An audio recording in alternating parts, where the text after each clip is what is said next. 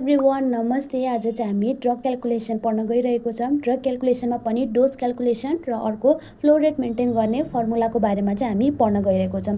ल स्टार्ट गरौँ। सुरुमा चाहिँ डोज क्याल्कुलेसन। अब डक्टरले प्रिस्क्राइब गरे अनुसार डोजहरू सबै मेडिसिनमा नहुन सक्छ, डोजहरू फरक फरक हुन सक्छ। चाइल्डमा कम डोजको चाहिएला या एडल्टमा बढी डोजको चाहिएला। सो हामीले डोज क्याल्कुलेट गर्ने फर्मुला छ want by have into amount.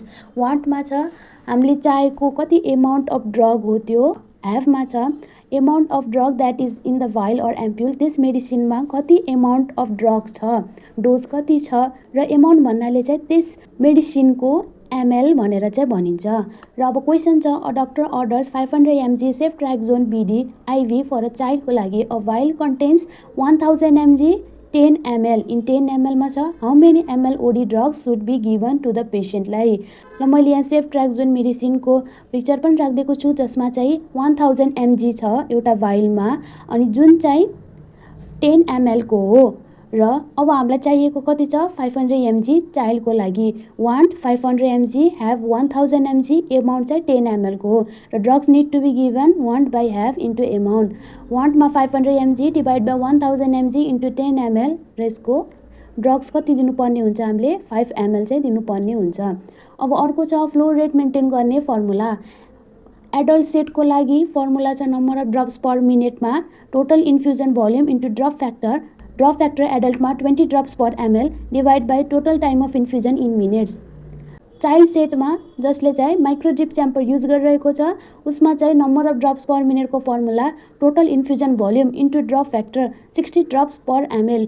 एडल्टमा 20 drops per ml थियो भने चाइल्डमा जसले माइक्रोड्रिप च्याम्बर युज गरिरहेको हुन्छ उसमा चाहिँ 60 drops per ml divide by total time of infusion in minutes.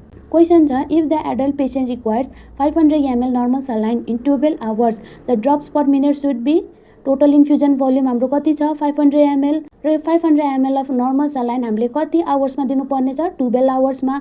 र अब यसलाई मिनटमा कन्भर्ट गर्नु पर्यो। मिनटमा कन्भर्ट गर्दा 720 मिनट्स आयो।